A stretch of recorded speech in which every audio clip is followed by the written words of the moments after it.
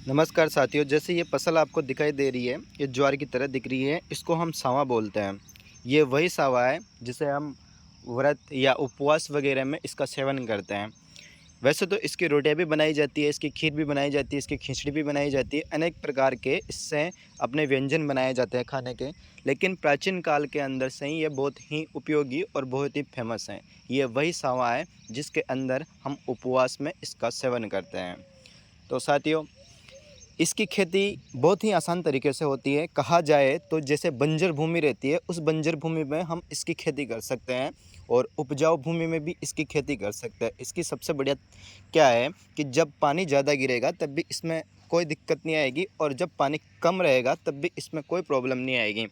तो ये जो सावा है, वैसे तो इसे मोटा अनाज की श्रेणी में रखा गया है, लेकिन इसके जो बीज रहते हैं वो बहुत ही छोटे छोटे होते हैं। जो अपने ज्वार होती है, बाजरा होता है, उसी तरह इसमें बीज पाए जाते हैं। प्राचीन कालों से ही इसका बहुत ही महत्व बताया गया है।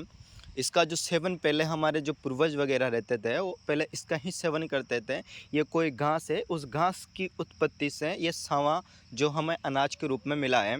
तो इससे खाने से पौष्टिक आहार मिलता है, साथ साथ में हमें कई प्रकार की शक्तियाँ, ताकत मिलती है। इसकी खेती करते हैं हम, तो जैसे हम अगर इसकी पौधशाला तैयार करके उसको ट्रांसप्लांट या रोपाई करें, तो 300 से 400 ग्राम इसमें बीज की आवश्यकता होती है 1 बीघे के लिए। 1 बीघा मतलब 1620 मीटर स्क्वायर। अब इसको हेक्टेयर में लगाएं हम, तो इसमें ज़्यादा बीज नहीं लगता है, 8 से 10 केजी बीज लगता है। अगर इसकी डायरेक्ट सीधी बुआई करें तो 1 बीघा के लिए हमें 2 से ढाई किलो बीज की आवश्यकता पड़ती है, अगर हम सीधा इसकी बुआई करें तो। और इसमें ना तो ज़्यादा रोग लगते हैं और ना ही ज़्यादा कीट लगते हैं।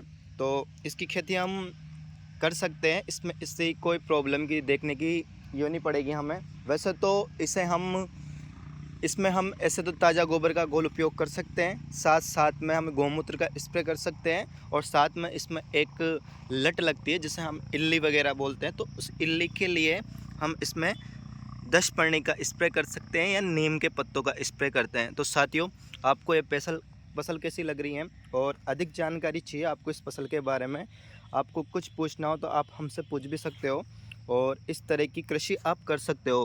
क्योंकि ये कृषि जो मिलेट्स के नाम से जानी जाती हैं, इसका अब धीरे धीरे बहुत ही अधिक प्रचलन में आ चुकी हैं। और वैसे तो ये जैसे हम सावा को उपवास वगैरह में उपयोग करते हैं तो ये बहुत महंगे मिलते हैं, और इसकी खेती में ऐसे ज़्यादा कोई खर्चा नहीं आता है। तो इस तरह की आप भी खेती कर सकते हो। अनावश्यक भूमि जो आपकी बंजर टाइप में पड़ी हो उसमें भी लगा सकते हो, और उपजाऊ भूमि में भी इसकी खेती आप कर सकते हो। तो साथियों, इस तरह की खेती के बारे में अधिक जानकारी लेनी तो आप हमसे भी संपर्क कर सकते हो। तो धन्यवाद इस तरह की खेती लगाने के लिए। और इसे वानस्पतिक नाम है जो इसका ब्रेनियार्ड मिलेट के नाम से भी जाना जाता है।